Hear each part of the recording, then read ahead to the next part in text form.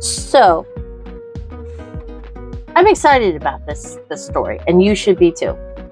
It's going to be very trope and genre blended, heavy, a little bit of formulaic, but it's going to be a good time. It's a good time.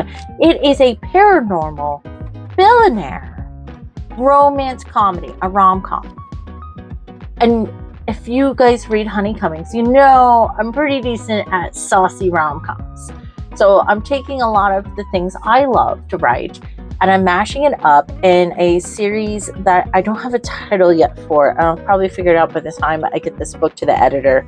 But in short, it's just going to be a bunch of standalones with the idea that they're hooking up with billionaire paranormal people. Because why not? Why not? So this first installment is already at 55,000 words, by the way. It's a great time. I'm super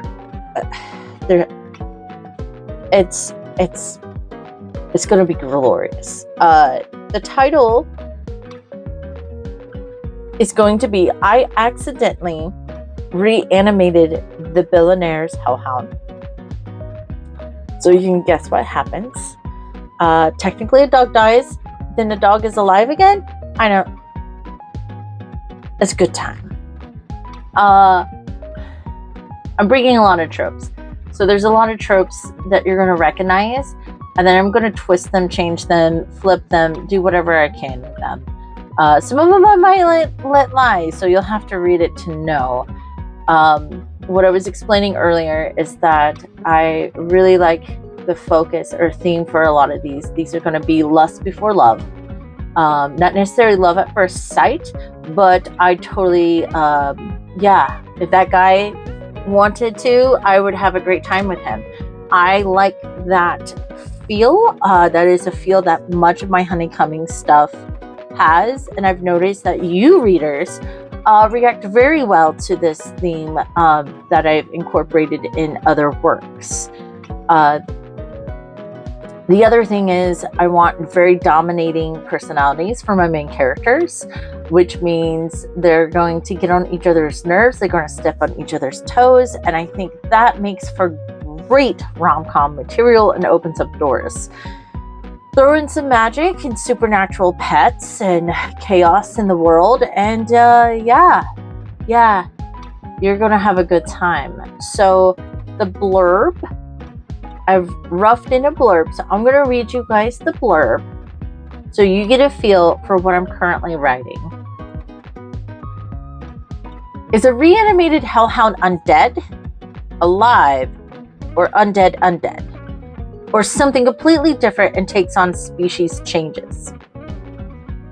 Dr. Isobel Shipton manages the night division at a local supernatural veterinarian office, and when Arael Lionhart walks in with a hellhound who's eaten a holy relic, it's as if the billionaire bachelor walked right off the cover of Paranormal Times. Unable to save his pet, Arael seems more concerned about his brother killing him over the loss.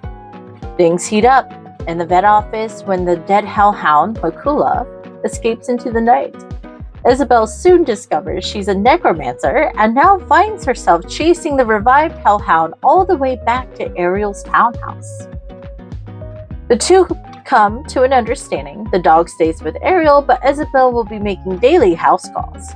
Scandalous articles say the doctor is in and the bachelor is out.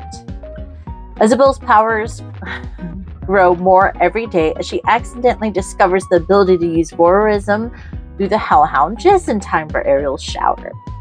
Her bedroom life goes south when communing with dead relatives' spirits and when summoning forces land Arael in a family feud like no other. She's looking at federal charges and prison time. A bigger secret about Arael's true identity is revealed in order to set matters straight. But will it send Isobel over the edge?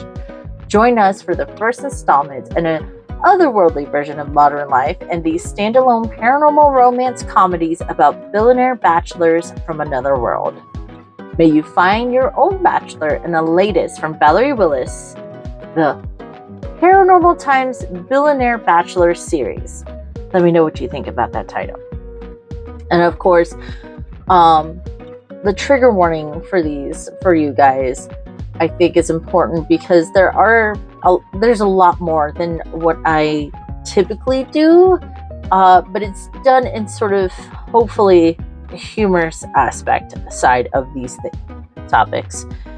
Readers note this story does represent a supernatural veterinarian office where pets may or may not be harmed, healed, or experience loss of life in reanimation at times. It also contains nudity, consensual adult situations, domestic and verbal abuse, and other fictionalized but real-life experiences. So, that is, I accidentally reanimated the Billionaire's Hellhound. So, yeah, Arael Lionhart. It starts literally with them in the vet office. Dr. Shipton's looking at an x-ray, right? And she can clearly see like a crucifix in the stomach, and she's like, and how did the Hellhound get into the same room as the holy relic, sir?